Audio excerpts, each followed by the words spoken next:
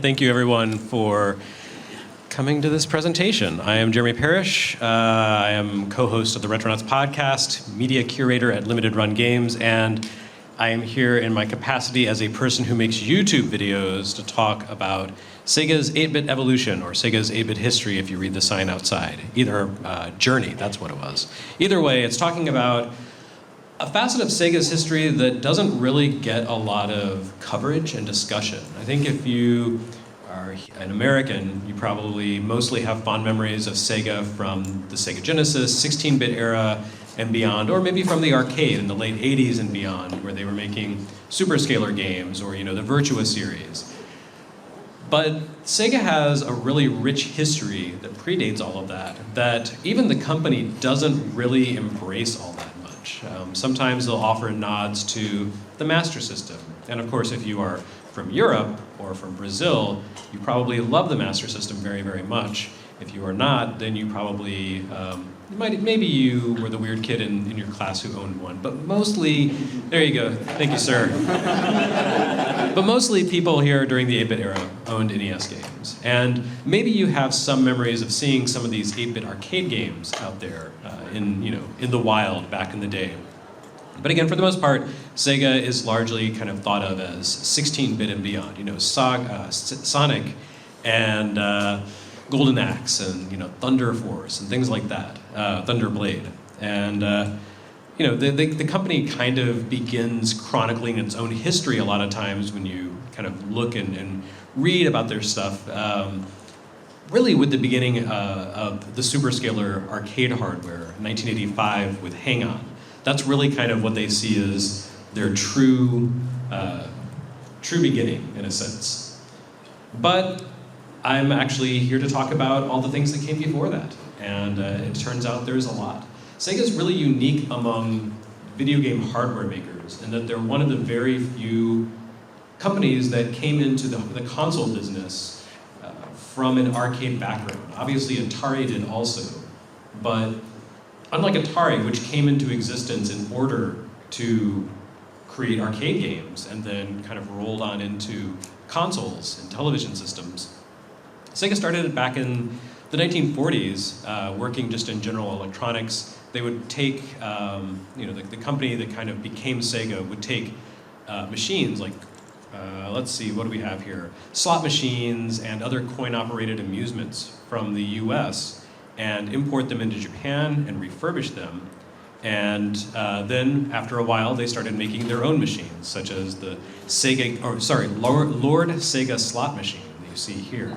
In 1968, 69, they created a game called Duck Hunt, where you had to shoot ducks that would fly out of the grass and a dog was there. Totally a coincidence, I'm sure, that Nintendo created something very similar a few years later. But yeah, if you look back, most other video game manufacturers got into the console business as toy makers. You have like Mattel, or you have Coleco, which started as a leather making company. Not a lot of companies went from arcade to console the way Sega did. And Sega is also unique in that they created consoles in the 80s, but they didn't create anything before their first game system, the SG-1000. They didn't create any dedicated Pong systems the way that Nintendo and Atari and Epoch did.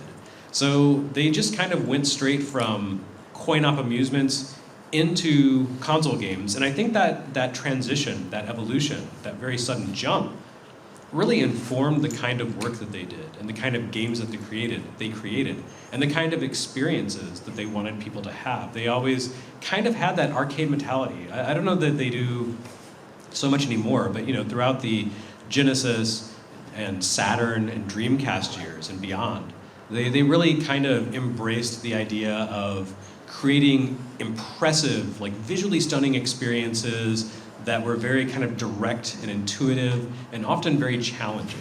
And that really set them apart from a lot of the competition. I mean, Nintendo was definitely the opposite. They made some tough games sometimes, but theirs were much more games that you would spend some time with, you chew on. They had an easier difficulty level. They weren't necessarily so much about seeing how far you could get on a single credit. They were, The Legend of Zelda or Metroid, where it was about, here's a huge world, explore it, enjoy.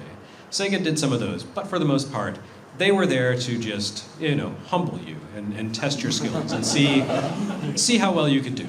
And so what I want to do with this panel is not to really talk about their 8-bit consoles. We'll talk about that if we have time, but really to look at the arcade games and the arcade history that led up to the SG-1000 and the Master System and the Genesis. Because all the work that they did, starting in 1976, when they released their first 8-bit video game in arcades, that really all fed into what they created and became known for in the late 80s and the 90s with things like Outrun and Galaxy Force and Virtua Cop and Virtua Fighter.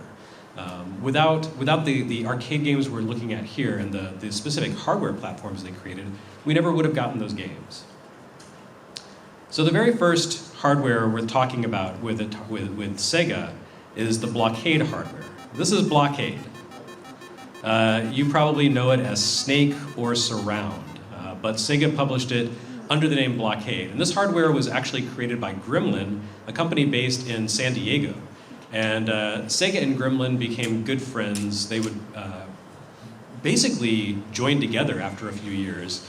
And if you remember arcade games from the early 80s, if they were a SEGA game, it probably had the name Gremlin on it. And that's because they kind of used Gremlin as both as a development house for technology and also for publishing and distribution in the US. And so their very first entry into 8-bit video game hardware was with the Blockade platform, which is very, very simple. As you can see, it was single color, just very simple noises, kind of irritating noises, very limiting gameplay. But it was a step for them. Before that, they'd only created dedicated hardware systems with transistor logic, where that was kind of the way of things in the early 70s into the late 70s. For most arcade makers, they would sit down and they would create a circuit board from start to finish that would create a single game, and that required a lot of engineering as opposed to necessarily game design. Not to say that those early games didn't have design involved, but usually games were designed by the engineers, and they were kind of solving problems. Whereas once you switched over to microprocessor-based systems, such as the Blockade hardware, it became about programming, and the idea of art and design started to have more space. It was easier for people to create more involved, more complex, more elaborate games, because they didn't have to build the arcade hardware from scratch every single time. So after the success, I guess, of the first few Blockade-based games, SEGA and Gremlin got together and collaborated to create something called the VIC Dual hardware. I forgot to write down what VIC means, but the Dual got its name from the fact that these arcade cabinets could have 2 games in them. It was kind of an interchangeable system as a sort of predecessor to the Nintendo Versus system or the Data East Deco system or SNK's, I think, MyCom system, where basically you had a piece of hardware and SNK's Neo Geo. You could take out the game and plug in a new one without having to buy an entirely new cabinet. And this was still pretty simple hardware, but it did grow over time as they adapted it and upgraded it. So this here is a game called Frog, or Frogs, and some people credit this as the first platform video game. I think that might be stretching it. But you can kind of see the limitations of and the capabilities of the VIC Dual hardware here. The only actual game objects being generated by the hardware are the frog, the butterflies, and the score. Everything else, including the spaces that you jump across, are just a screen overlay, an animation. So that really nice looking swamp in the background, that is not being generated by the VIC Dual hardware. And I remember playing this game in a very early emulated state, and it was just a frog moving around in the inky blackness of space. And it was very difficult to play that way because you couldn't tell when you were going to fall in the pond. But this was a start, and by the end of the VIC Dual's lifetime, they started to create multicolor games and games with complex scrolling. This right here is Head On, which is a game that I think Sega fans have probably heard of, maybe experienced in some capacity. This was really considered one of the first maze chase games, although it's not really a chase so much as trying to avoid running into another car that really has it out for you. But you want to drive through these concentric rings and collect all the dots. This was 2 years before Pac-Man. And once you've completed that, you move along to a more difficult stage. And this game has been remade and resurfaced many times. It was licensed to a lot of different companies. Nintendo licensed it for a game called Head On In. It was licensed by Tecmo for release on Game Boy 10 years later. And Sega remade it as a game called, oh wow, I just totally blanked out on what it was called. But it was the default ROM. What was that? No, not Snail Maze. It came with Astro City, their interchangeable arcade cabinets. There was apparently a law in Japan where you couldn't just sell an empty arcade cabinet. You had to sell a game inside. So they sat down and they built this very cheap recreation of Head On. And so that was the default game that came with every Astro City. So when they published the Astro City Mini a few years ago, they included that game, whose name sadly escapes me. I think on the Astro City Mini it just says it's called Built In. Okay, yeah. I mean, it was, but the Astro City was all about, interchanging the hardware. So you could take this out. And as a result, this hardware board is actually kind of hard to find because arcade owners would buy their Astro City cabinet and say, well, obviously I'm not going to put this out on the floor when people want to play Galaxy Force. So they would just toss these boards out. But they do exist, and Sega continues to to kind of commemorate its existence, which is nice. This is another game. It's called Digger, but if you are familiar with my channel, then you probably know it by its original name, Heiankyo Alien. They actually teamed up Sega with Tokyo Science Group and what was the name of the company? Whatever company actually published this, Denki Onkyo, and took that classic pre-Pac-Man dig 'em up maze game and put it out in arcades on the Vic Dual hardware. So, that's kind of a momentous piece of history right there. The Vic Dual is not something that is, a household name for Sega fans, but so much of Sega's history kind of ties back to that, and really, this was a big entree for them into the arcade space and made them, kind of competitive. The next piece of hardware, here's another one, Carnival. This was also on the Vic Dual hardware. If you have ever owned a ColecoVision, you probably had this game and remember the ducks flying down to attack you. So another momentous step for Sega, which was not hardware they created, but kind of put them, in line with the rest of the video game arcade industry in the very late 70s and early 80s, was the Galaxian clone hardware. Galaxian, of course, was Namco's big breakout hit shooter from 1979, color, basically, version of Space Invaders, where the invaders didn't all descend en masse, but instead they would just kind of hover at the top and then send one or two little guys down to get you. That piece of hardware was very important in video game history. One, it was one of the first pieces of arcade hardware that supported color graphics. Arcade games were actually pretty late into the color space. There were color arcade games before Galaxian, but it was one of the first that was widely available, one of the first to be very successful. It was kind of an easy piece of tech to replicate based on the design of it.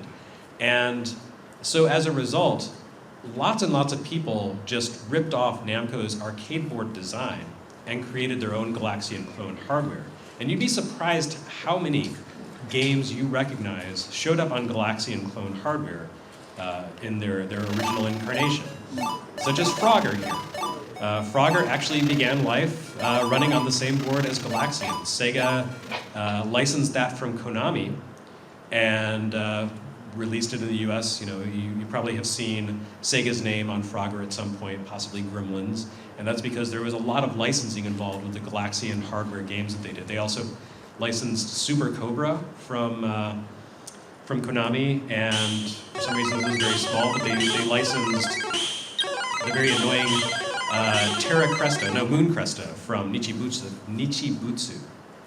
So that wasn't really a huge like a huge creative win necessarily for Sega, but it did really kind of, like I said, put them in line with what the rest of the industry was doing. It gave them connections to major hits like Frogger and Moon Cresta that really enhanced their bottom line and helped turn them into a powerhouse.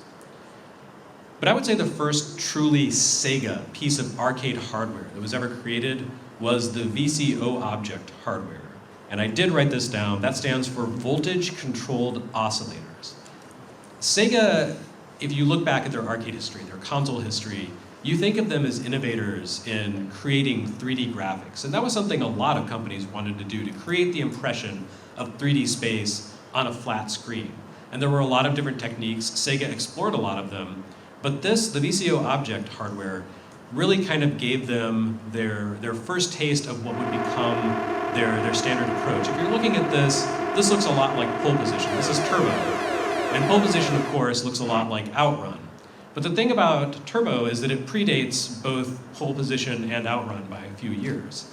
That was really Sega's kind of first, I think, standout incident where they created a game and people sat up and took notice. Turbo looked amazing. Coleco licensed it for release on the ColecoVision and were so impressed with it that they created an entire expansion module for the ColecoVision that was just a steering wheel called the Turbo Controller. So it was a big, big deal. And it really, I think kind of set the future for Sega and made them realize 3D, like we got to make this 3D thing work. And they dabbled in that idea even before they went into 8-bit microprocessor games. They licensed a game from NBC or whoever who owned Happy Days called Fonz.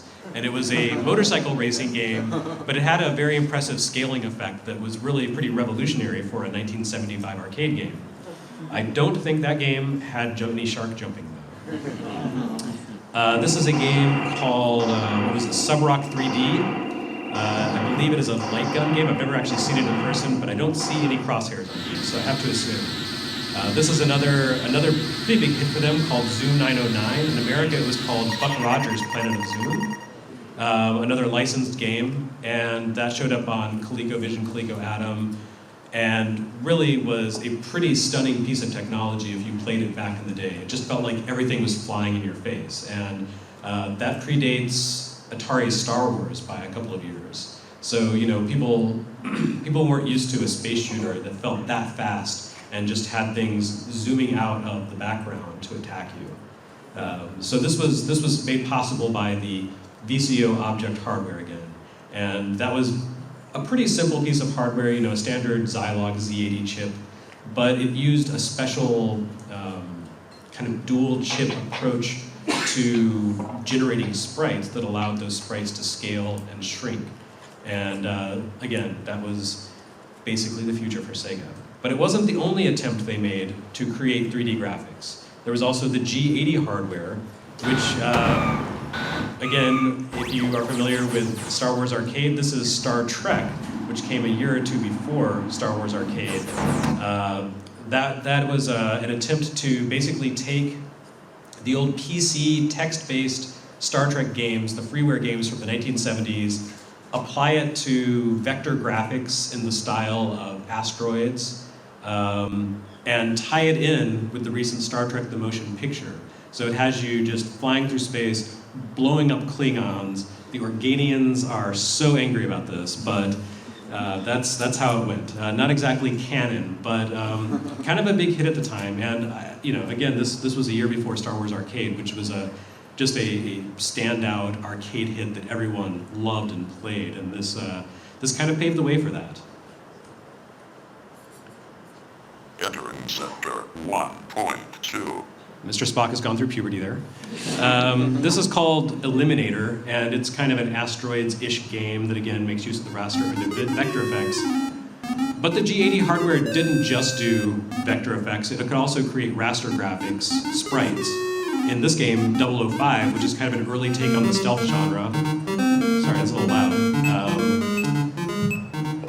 And then here you have kind of them combining the Maze Chase game with Rally X. We've got a map up at the top that you're building by collecting question marks, with a little bit of a Crystal Castles perspective in a game called Sindbad Mystery, which was also on the G80 hardware.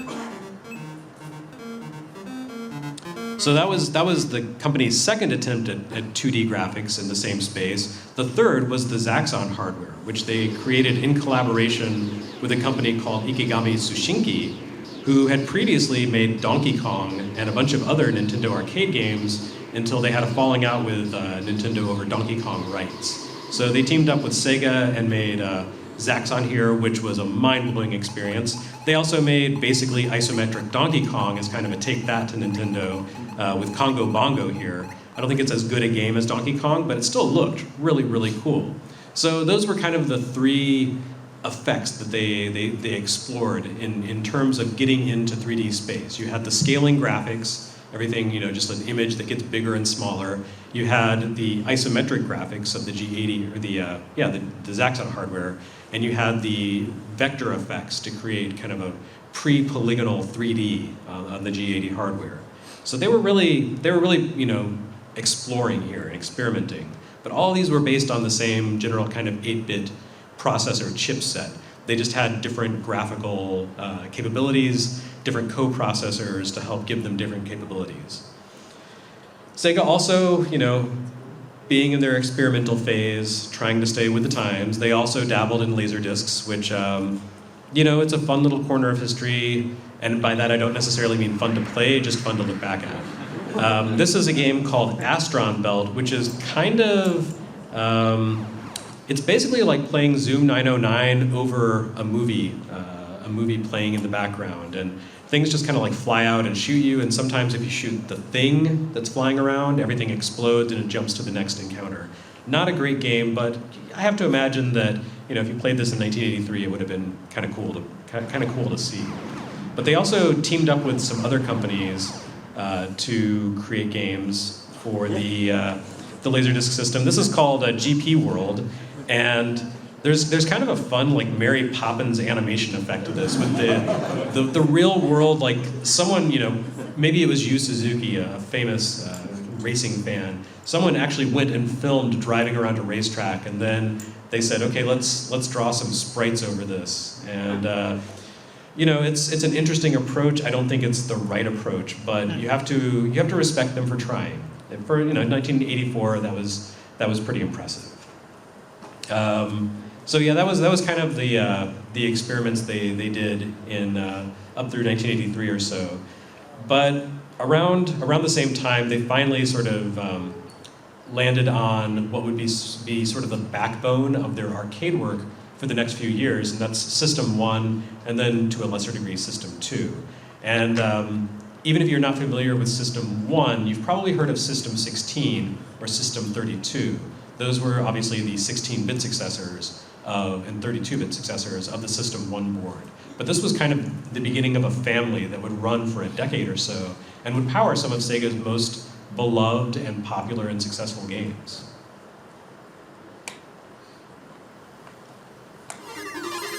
This is not one of them.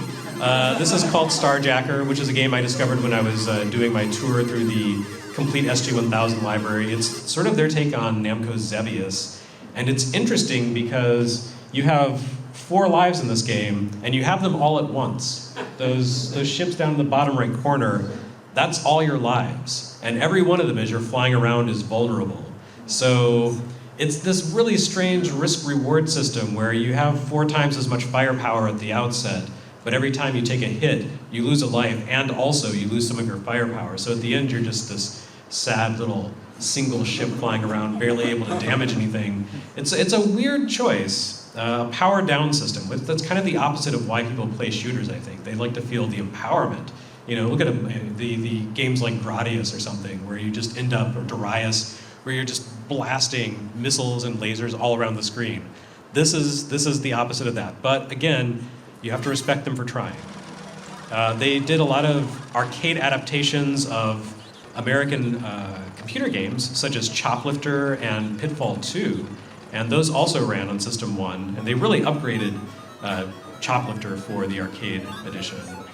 This is a game called Flicky, which is one of the few sort of pre-Hang-On games that Sega really loves to embrace and explore. They released it on Genesis, completely remade it. Flickies, the little birds you have to rescue, they show up in games like Gunstar Superheroes. Flicky was also on the Astro City Mini. So this is one of the first games that really has had lasting power for them. This is Sega Ninja. Actually, this is Ninja Princess, which was then given a gender swap for the US and called Sega Ninja, and you played as a guy, I think, named Joe. And, Wonder Boy by Westone made its debut on System 1 before showing up on Master System and lots of other platforms and becoming Hudson's Adventure Island and so forth. This is Teddy Boy Blues, which if you owned a Master System, you'd probably remember the little card that was being held by a person on the cover to say, hey, this is the card you're buying.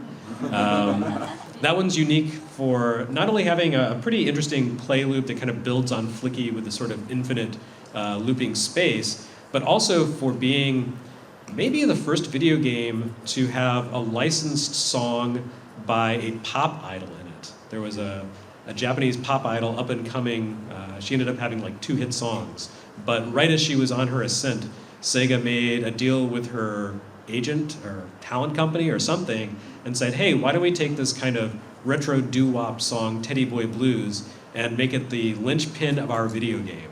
And so you got Teddy Boy Blues, which is it's a pretty fun game, and the little background music that plays in the Japanese version but not the American version because of music licensing rights is pretty good. From here, Sega kind of began shifting into 16-bit hardware. They, around the time that Teddy Boy came out, Hang-On came out in arcades, and Hangout changed everything, not just for Sega, but for video games. Hangout was revelatory. It was an amazing experience. It was a motorcycle racing game, sure, but it was a game that put you right onto the track. It had a low camera perspective. There was a ride-on cabinet option in Japan. I don't know if they released it here, but it was a red motorcycle that you sat on, and you steered and controlled the game by leaning your body. And everything was flying past with these impressive 16-bit scaling graphics that built on what they had established with the VCO object hardware. And it was just basically the point at which Sega said, this is us from now on. So, again, they kind of ignore and disregard everything that came before that.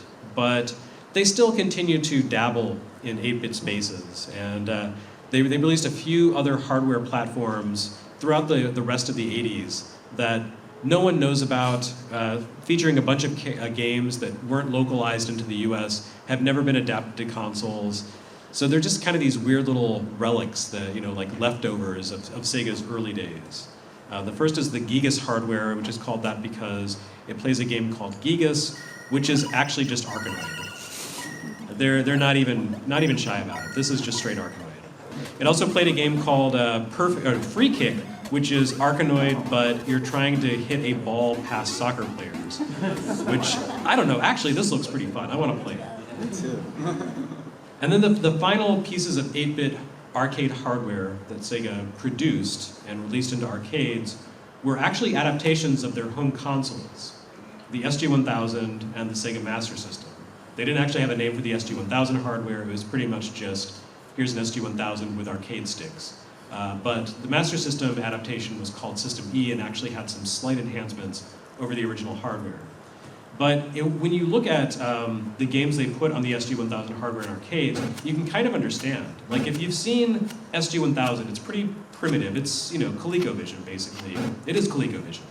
But Champion Boxing there had graphics that just exceeded what anyone thought that system could do. And they liked it so much apparently that they said, let's put it in arcades. Unfortunately, it was competing against Nintendo's Punch-Out, so I don't know how well it actually did.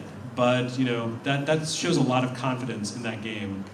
It's also worth noting that I believe that was the first arcade games worked on by, or the first console games designed by Rieko Kodama, who is the artist, best known as the artist and is the director of Phantasy Star games, and Yu Suzuki, who is a big sports nut, would really kind of make his name with Outrun and a lot of those advanced racing games. But they got their start there with Champion Boxing. And you can kind of see the writing on the wall for the upward ascent of their careers, when Sega said, hey, this console game, we have to put it in arcades. They also ported Doki Doki Penguin Land to arcades. It's a fun little puzzle platformer that is probably better known for its Master System incarnation, which looks a little better than this, but they got to start. So anyway, that's Sega's 8-bit arcade history, but at the same time they were moving into the console space, and they really looked to what they were doing in arcades and said, let's try to do this as closely as possible on home consoles as we make sort of an entrance.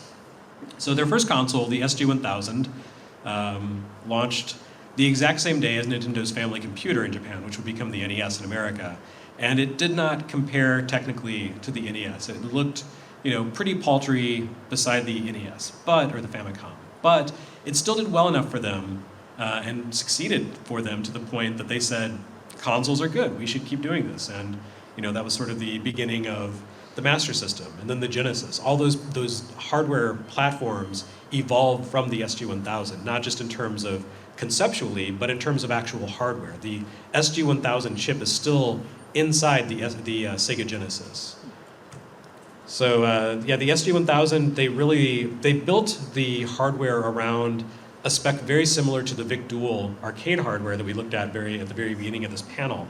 And it did a pretty good job of adapting some of those games into the home space. They also took the opportunity to take Monaco GP, their very final game made with transistor logic before they completely committed to switching to microprocessors, and made a pretty impressive rendition of it on the SG-1000. The SG-1000 had a few deficiencies compared to the Famicom. It could only create single-colored sprites as opposed to four-colored sprites, and it couldn't do per pixel scrolling, so it could only scroll 8 pixels at a time. So when you play a slow scrolling game, it gets a little headachy, but for a fast game like Monaco GP, it works out okay. This is their home adaptation of GP World, which I think actually looks more convincing than the Mary Poppins animated overlay on top of filmed racing tracks. It's a decent racing. They, of course, adapted System 1's Flicky to SG-1000. It had to visual downgrade, but it's convincing. It plays well. It really kind of captures the physics of the game, which are so essential because you're constantly jumping to evade enemies. This is Ninja Princess, and as you can see, it kind of suffers from the SG-1000's limitations in terms of scrolling. It doesn't scroll smoothly. It scrolls in these kind of like half-screen measures. So it's really, really hard to play that game and not be ambushed by something that's halfway up the screen that you couldn't see until you scrolled. But it does show their ambitions in bringing their arcade experiences home, even if they had to be a little compromised for the hardware. It was kind of a chance for them with the SG-1000 to create a home development team and start getting practice and experience, and they would carry that experience forward into their subsequent systems. As was the case for most consoles back in the mid-'80s, they also adapted a lot of computer games. Their version of Lode Runner is way more accurate to the Apple II version than Nintendo and Hudson's Bruderbund was. This is a game called Droll, another Bruderbund game, which is pretty much forgotten, but seems to have a lot of a special place in the hearts of Sega's creators. And then this is the first Japanese role-playing game made specifically for the Japanese market, the Black Onyx, which was made by Hank Rogers, who would go on to become famous for basically making Tetris happen all around the world. But before he did that, he did a Wizardry clone.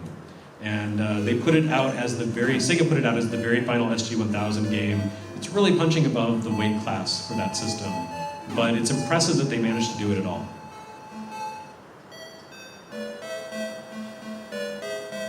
Not exciting to watch. And then you did have some original games that were pretty darn good on SG-1000. This is Yuji Naka's first game, Girl's Garden. He would go on to become famous for this blue hedgehog, I can't remember his name.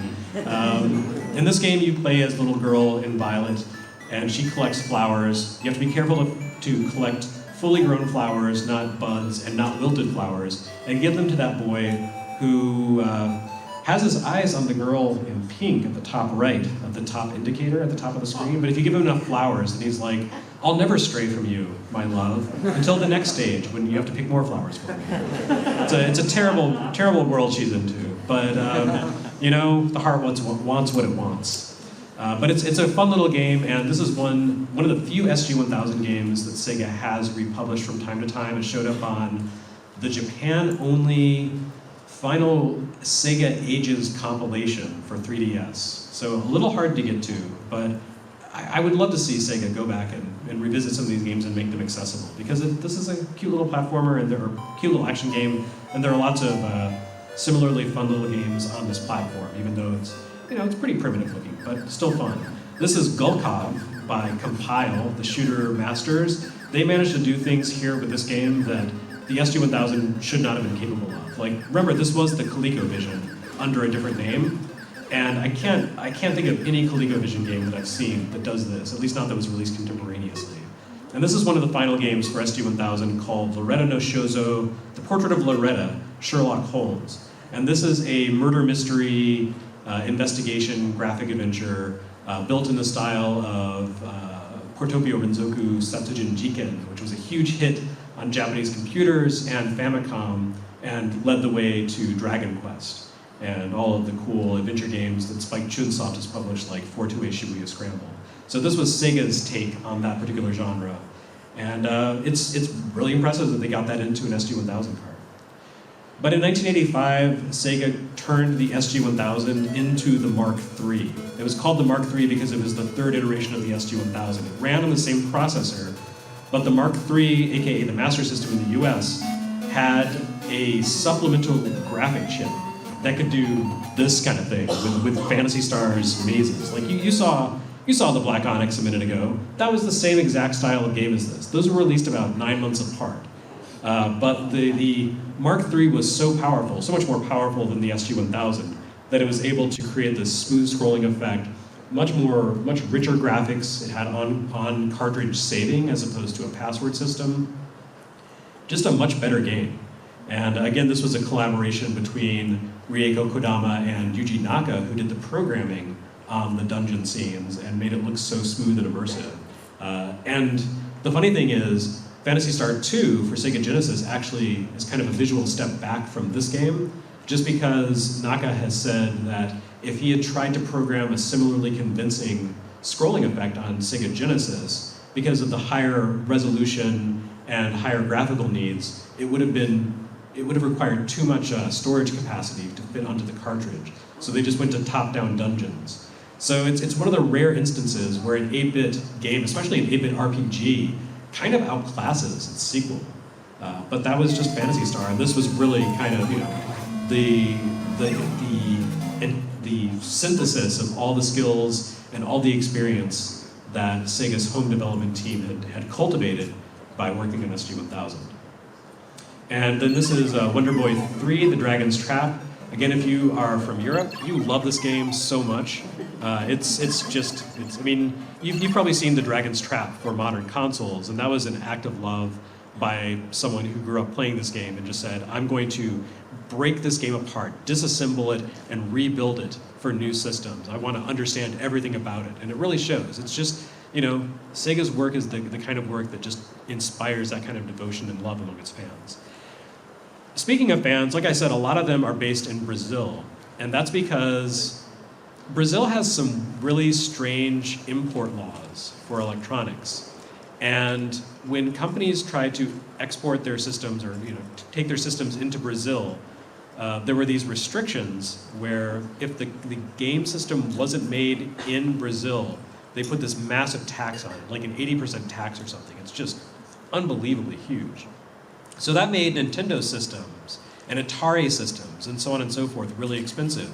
But Sega had the bright idea, why don't we team up with a Brazilian company, and they picked Tectoy as their partners, to manufacture our hardware for us here in Brazil.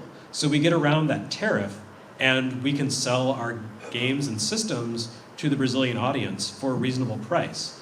And as a result of that, the Master System is still being sold in Brazil through Tectoy. They still manufacture new Master System hardware and sell games for it. So that means that looking back to the beginning of this 8-bit journey, in 1976, Sega has been in the 8-bit hardware business for nearly 50 years. That is a record in the games industry. No one else has had that kind of steadfastness with consoles. Although technically Sega got out of the console business about 20 years ago, somehow they're still making 8-bit machines through Tectoy. And this is one of the games that was modified for the Brazilian audience by Sega. You might recognize it as a Wonder Boy game. It's called Monica, and it's based on a Brazilian cartoon. So, they adapted a lot of their content, or Tectoy adapted a lot of the content, specifically for the Brazilian audience.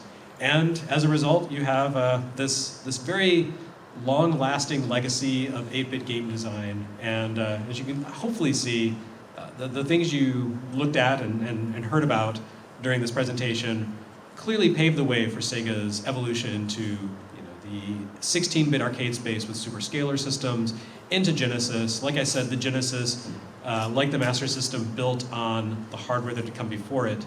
And that's that none of that would be possible without the work that Sega did in the 70s and 80s, playing around with the Zilog Z80 and other assorted systems. Anyway, that's the entirety of my presentation. If you enjoyed it, I have a comprehensive book on the Sega SG-1000 coming out next summer, hopefully right in time for the 40th anniversary of the system. It is going to be 420 pages long and cover every single game in the SG-1000 library in pretty comprehensive depth. And I will also be jumping into creating videos about the chronology of Master System releases in the US pretty early in 2023, and taking that all the way up to Phantasy Star and beyond. So there will be lots of Sega entertainment to entertain you. Yeah. Anyway, thank you, everyone. Please don't forget to like and subscribe, and to the right are the playlist of the Portland Retro 2022 and some other interesting videos. Thank you.